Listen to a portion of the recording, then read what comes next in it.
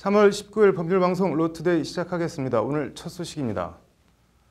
검찰이 오늘 오후 이명박 전 대통령에 대한 구속영장을 청구했습니다. 전직 대통령에 대한 구속영장 청구는 전두환, 노태우, 박근혜 전 대통령에 이어 이명박 전 대통령이 헌정사상 네 번째입니다. 이 전 대통령이 받는 혐의는 뇌물과 횡령, 배임, 조세포탈, 직권남용, 대통령 기록물관리법 위반 등 18개 안팎의 혐의입니다. 지난 14일 이 전 대통령을 서울중앙지검으로 불러 조사한 지 닷새 만의 영장 청구입니다. 검찰은 이 전 대통령이 뇌물 혐의액만 110억 원대에 이르는 등 사안이 중대한 점, 이 전 대통령이 객관적인 물증에도 대부분 혐의를 부인하고 있어 회유 등 증거인멸 우려가 크다는 점, 종범인 김백준 전 총무기획관 등이 이미 구속된 점 등을 두루 고려해 영장 청구를 결정한 것으로 전해졌습니다. 앞서 검찰은 국정원 특활비 뇌물 혐의로 김 전 기획관을 구속 기소하며 공소장에 김 전 기획관을 방조범, 이 전 대통령을 주범으로 적시한 바 있습니다. 이 전 대통령의 구속 여부는 이르면 21일 영장 실질 심사를 통해 결정될 전망입니다. 이 전 대통령이 영장 심사를 받게 되면 박근혜 전 대통령에 이어 심사를 받는 두 번째 전직 대통령이 됩니다. 영장 심사 최대 쟁점은 이 전 대통령이 다스의 실소유주인지 등이 될 것으로 보이는데, 이 전 대통령이 대부분의 혐의를 부인하고 있어 치열한 공방이 벌어질 것으로 예상됩니다. 이와 관련 검찰 관계자는 우리는 이미 증거로 충분히 이 전 대통령 측을 압도하고 있다고 말했고, 이 전 대통령 측은 검찰이 사실 말밖에 없다며 대응할 만한 상황으로 본다고 말했습니다. 문재인 대통령이 오는 26일 대통령 개헌안을 발의할 것을 지시하며 국회에 명실상부한 최후 통첩을 보냈습니다. 왜 26일인지 관련 내용을 대변인이나 홍보수석이 아닌 진성준 정무기획 비서관이 발표한 배경 등을 석대성 기자가 전해드립니다. 대통령 개헌안이 오는 26일 발의됩니다. 개헌 문제와 관련해서 대통령의 지시사항을 말씀드리겠습니다. 대통령은 헌법 개정안을 3월 26일에 발의할 수 있도록 준비에 만전을 기할 것을 지시했습니다. 대통령 개헌안 발의에 앞서 청와대는 내일부터 사흘간 순차적으로 관련 내용을 설명할 예정입니다. 20일 내일은 헌법 전문과 기본권에 관한 사항, 모레 21일은 지방 분권과 국민주권, 가장 논란인 정부 형태 등 헌법기관의 권한과 관련된 사항은 22일 발표됩니다. 앞서 국민헌법자문특위는 지난 13일 개헌 자문안을 문재인 대통령에 보고했습니다. 자문안은 우선 5.18과 부마항쟁, 60 등 군사정권 이후 새 민주화운동을 4.19와 더불어 헌법전문에 역사적 사실로 명기하기로 했습니다. 권력구조는 대통령 4년 연임제를, 국민주권 실현 방안으로 국회의원 소환제와 국민발언제 등을 담았습니다. 청와대는 당초 대통령 개헌안을 오는 21일 발의하려 했지만 우원식 더불어민주당 원내대표가 발의 시점을 26일로 늦춰달라고 어제 요청한 바 있습니다. 6.13 지방선거를 기준으로 역산하면 개헌 국민투표 로드맵은 이렇습니다.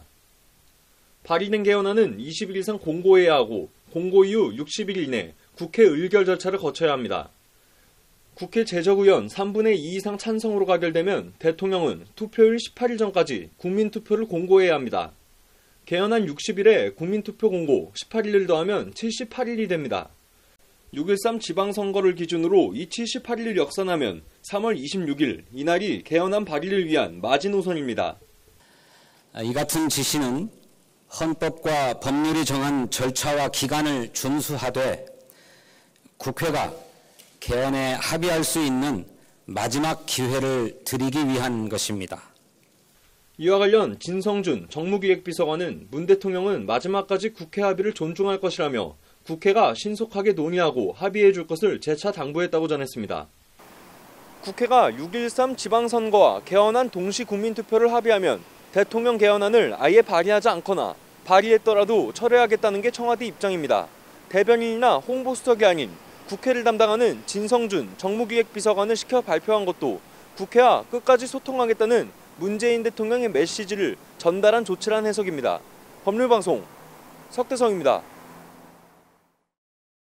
위계에 의한 간음과 추행 혐의로 고소당한 안희정 전 충남지사가 오늘 두 번째로 검찰에 나왔습니다. 안 전 지사는 합의에 의한 관계였다며 혐의를 부인했습니다.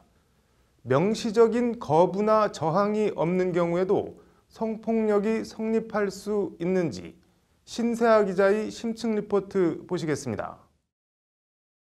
지난 9일 사전 예고 없이 검찰에 기습 출석했던 안희정 전 충남지사가 오늘은 검찰 출석 요구를 받고 두 번째로 검찰에 나왔습니다. 안 전 지사는 전 정무비서 김지은 씨를 4차례, 자신이 설립한 더 좋은 민주주의 연구소 여직원을 3차례 성폭행한 혐의 등을 받고 있습니다. 안 전 지사는 합의에 의한 관계였다며 혐의를 여전히 부인했습니다. 합의에 의한 관계였다고 생각했습니다. 하지만 고소인들께서 그런 것이 아니었다고 하십니다. 사과드립니다. 본인은 합의에 의한 관계라고 생각하지만 상대는 다르게 생각할 수 있다는 이중적인 화법입니다. 일단 지금까지 조사 결과 안 전 지사가 직접적인 물리력을 행사하거나 고소인들이 직접적이고 명시적인 거부나 저항을 하지는 않은 것으로 나타났습니다. 김지은 씨의 경우 외부에 있다가 호텔로 오라는 안 전 지사의 연락을 받고 호텔로 간 경우도 있습니다. 관련해서 안 전 지사 변호인은 성관계 시에 위력이나 이런 것 없이 자연스럽게 이루어졌다고 주장하고 있습니다. 합의에 의한 애정행위라는 주장입니다. 일단 형법 제303조는 업무 고용 기타 관계로 보호 감독을 받는 사람에 대해 위계 또는 위력으로서 간음하는 것이라고 업무상 위력 등에 의한 간음을 정의하고 있습니다. 핵심은 이처럼 명시적 거부 의사가 없는 경우에도 업무상 위력이 성립하느냐 여부입니다. 지시나 감독 등 관계 정도에 따라 성립할 수 있다는 게 법조계의 해석입니다. 두 사람과의 관계가 명백하게 상하 관계에 있었기도 하고 해서 그거를 거부하기가 어려운 상황이었었잖아요. 그래서 저는 충분히 업무상 위력에 의한 강간죄로 인정이 될 수 있습니다. 대법원 판례도 업무상 위력을 폭넓게 인정하는 경향입니다. 실제로 지난해 10월 대법원은 승진이나 진출 등을 언급하며 10여 명의 부하 여직원을 추행하고 간음한 회사 사장에 대해 징역 5년의 실형을 확정했습니다. 피해 여직원들이 명시적인 거부 의사를 밝히지 않았지만 직장에서 불이익을 입을까 봐 쉽사리 사장의 요구를 거절하지 못했다는 게 대법원 판단입니다. 안 전 지사는 정무비서였던 김지은 씨나 자신이 설립한 연구소 여직원의 고용 여부 등을 결정할 수 있는 절대적인 위치에 있었습니다. 결국 안 전 지사가 합의에 의한 서로 좋아서 한 성관계였다는 걸 입증할 수 있는 물증 등을 제시하지 못할 경우 안 전 지사 주장이 받아들여지기는 어려울 것이라는 게 법조계의 대체적인 평가입니다. 안희정이가 그러니까 합의라고 하는 걸 입증 못하면 결국은 우력관계라고 볼 수밖에 없는 그런 어떤 것이 제시되지 않는 한 결국 유죄가 될 수밖에 없을 겁니다. 안희정 전 지사에 대한 검찰 수사와 기소 여부는 명시적 거부 의사 없는 성관계의 업무상 위력 성립을 어디까지 인정할 수 있느냐가 좌우할 것으로 보입니다. 검찰은 안 전 지사에 대한 오늘 두 번째 조사 내용을 바탕으로 안 전 지사 신병 처리 방향을 결정할 방침입니다. 법률방송 신세아입니다. 이른바 도도맘 김민아 씨와 불륜설이 불거졌던 강용석 전 의원이 이번엔 관련 사건 형사재판 피고인으로 오늘 법정에 나왔습니다. 김민아 씨 전 남편이 낸 불륜에 따른 손해배상 소송을 취하하기 위해 인감증명 위임장 등 사문서를 위조해 행사한 혐의입니다. 강용석 전 의원, 참 여러 의혹과 혐의로 구설에 오르내리는데 장한지 기자가 강 전 의원 형사재판 첫 공판을 취재했습니다. 검은색 코트 차림으로 법정에 나온 강용석 전 의원은 혐의를 인정하냐는 기자들의 질문에 아무런 답변 없이 그냥 법정으로 들어갔습니다. 강 전 의원이 받는 혐의는 사문서 위조 및 위조 사문서 행사. 사건은 2015년 1월로 거슬러 올라갑니다. 강 전 의원과 불륜설이 불거졌던 도도맘 김민아 씨의 남편 조모 씨는 강 전 의원을 상대로 1억 원짜리 불륜에 따른 혼인 파탄 손해배상 소송을 냅니다. 같은 해 4월 강 전 의원은 이 소송을 무마하기 위해 가짜 소송 취하서를 만들어 법원에 제출한 혐의로 기소됩니다. 변호사 출신 강 전 의원이 김민아 씨로 하여금 남편의 인감도장을 빼돌려 소송 취하서에 도장을 찍고 허위 인감증명 위임장과 함께 법원에 제출까지 했다는 것이 검찰 공소 사실입니다. 같은 혐의로 기소된 김민아 씨는 2016년 12월 1심에서 징역 1년에 집행유예 2년을 받았습니다. 재판부는 소송 관계에 영향이 큰 중요 문서를 피고와 상의해 위조해 법원에 제출한 것은 상식에서 크게 벗어난 일로 죄질이 좋지 않다고 판시했습니다. 피고, 즉 강용석 전 의원도 공범임을 분명히 한 겁니다. 김민아 씨 측은 당시 법률 전문가인 강용석 변호사가 범행을 종용했다고 주장했습니다. 이 사건 판결은 김민아 씨가 항소하지 않아 그대로 확정됐습니다. 오늘 열린 재판에서 강 전 의원 측은 그러나 공소 사실을 모두 부인한다며 혐의를 부인하는 취지와 이유에 대해서는 다음에 밝히겠다고 말했습니다. 피고인도 변호인과 입장이 같냐는 재판부 질문에 강 전 의원은 조그만 목소리로 네라고 답했습니다.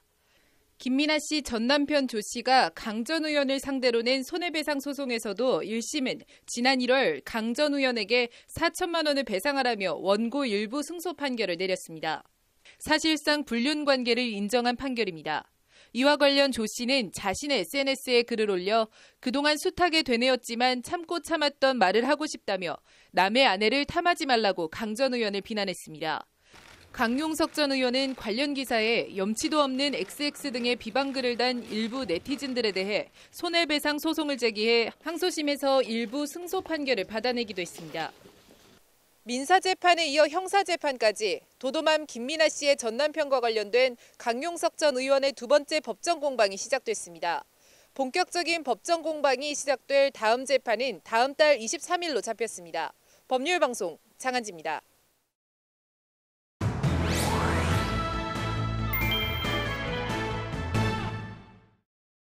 네, 민중은 개 돼지다라는 발언을 했던 나향욱 교육부 전 정책기획관이 낸 파면 취소 소송에서 나 전 기획관이 최종 승소했다고 합니다. 남승환 변호사의 시사법률, 오늘은 이 얘기해 보겠습니다. 남 변호사님, 먼저 사건 경위부터 좀 간략히 다시 정리를 해볼까요? 네, 나 전 정책기획관은 2016년 7월경 네. 한 언론사와의 저녁 식사를 가집니다. 그 자리에서 술자리를 곁들였는데 그날 이제 이 문제의 발언을 합니다. 민중은 개돼지에 같다, 뭐 신분제를 공고화해야 한다, 이런 취지의 발언을 했다는 것이고요. 그 일로 해서 그게 공개되면서 굉장히 무리를 빚었습니다. 그러고 나서 교육부는 나 전 기획관을 대기 발령한 이후에 징계위원회 징계를 거쳐서 파면하는 징계 처분을 했습니다. 네. 나 전 기획관이 이에 불복해서 이제 소송을 낸 거잖아요. 그럼 네. 재판 쟁점이 뭐였나요? 재판의 쟁점은 언론에 보도된 바로는 일단 나 전 기획관이 이런 말을 했는가 여부도 있었던 것 같고요. 그다음에 이런 징계의 수위가 적정한 것인가, 그러니까 징계의 양정이 적정한 것인가, 이 두 가지에 주로 집중되었을 것으로 보입니다.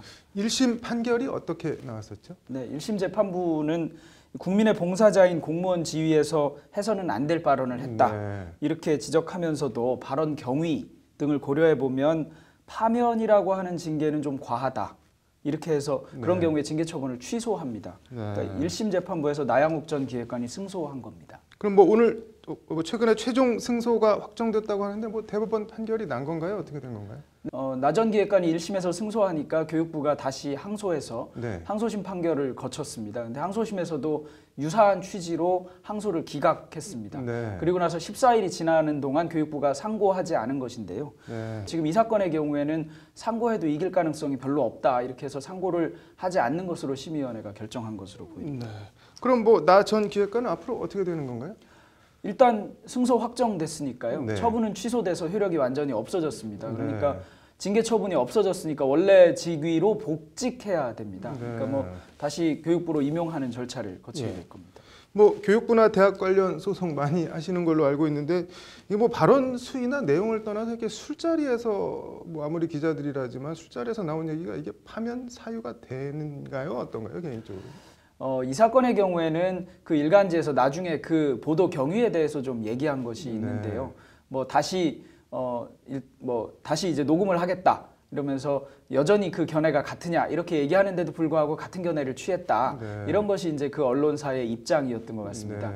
완전히 개인적인 자리하고 또 그렇지 않은 자리가 좀 구별하기가 쉽지 않을 수 있는데 나향욱 전 기획관 같은 분의 경우에는 꽤 중요한 자리에 앉아 계셨고 그렇기 때문에 그냥 아주 개인적인 자리라는 것이 별로 없는 분에 해당하는 고위공직자에 해당하는 것 같습니다. 그러면은 일단 파면은 취소됐는데 뭐 재징계가 뭐 다른 수위에서 이루어지나요? 어떻게 되나요? 네, 재량권 일탈 남용이라고 판단한 거거든요. 이런 경우가 전형적으로 재량인데 좀 과도했다 이런 겁니다. 네. 그간 여론이 워낙 안 좋았던 것을 감안한다면 저는 또다시 해임 징계를 하지는 않을까. 네. 이런 걸 배제 징계라고 하는데요. 해임 징계를 하면 다시 한번 절차가 반복될 가능성이 있습니다. 또 과도한 것 아니냐? 네. 그러면 다시 소송을 거치고 이렇게 될 수도 있고요. 정직 정도 수준의 징계를 한다면 받아들여도 되지 않을까 이렇게 생각이 되는데 네. 징계의 수위가 어느 정도 될지는 좀 굉장히 궁금하고 네. 그렇습니다. 교육부가 뭐 어떤 결정을 내린지 한번 봐야겠네요. 오늘 잘 들었습니다. 네, 이어서 법조계 소식 전해드리겠습니다. 경찰이 극단원 상습 성폭력 혐의를 받는 이윤택 전 연희당 거립회 예술감독에 대해 어제까지 이틀 동안 조사를 끝내고 구속영장 신청 여부를 검토 중입니다. 이주민 서울경찰청장은 오늘 2차례 소환 조사를 끝내고 현재 진술과 법리를 검토하고 있다며 이번 주 안에 영장 신청 여부를 결론 지을 것이라고 말했습니다. 이명박 전 대통령에게 불교대학 설립 편의 제공 등을 대가로 2억 원을 건넨 것으로 알려진 지광스님이 주지로 있는 능인선언 관계자는 오늘 지광스님이 이 전 대통령 측 제안으로 당선 축하금 2억 원을 전달한 것으로 알고 있다고 밝혔습니다. 이 전 대통령은 지난 14일 검찰 조사에서 이 같은 사실을 부인한 것으로 알려졌습니다. 증권 전문 방송에 출연해 허위 주식 정보를 흘리는 등 수법으로 수백억 원대 부당이득을 챙긴 혐의로 기소된 소위 청담동 주식부자 이희진 씨에 대해 검찰이 오늘 징역 7년과 벌금 264억 원을 구형했습니다. 검찰은 자신이 소유한 주식, 시세 차익을 얻기 위해 투자자들을 속이는 사기 행위를 했다며 이같이 구형했습니다. 대한변호사협회는 오늘 올해 첫 우수 변호사 10명을 선정하고 시상식을 개최했습니다. 이번 우수 변호사에는 강은혜, 강호석, 권용석, 김선영, 김은효, 남민준, 이광수, 장상현, 최영주, 추현우 변호사가 선정됐습니다. 변협은 정의와 인권, 변호사 위상 제고, 모범적 변론 활동 등을 기준으로 지난해 3차례 우수 변호사를 선정했으며 앞으로 분기별로 선정할 계획이라고 밝혔습니다. 3월 19일 법률방송 로투데이 마치겠습니다. 시청해주셔서 감사합니다.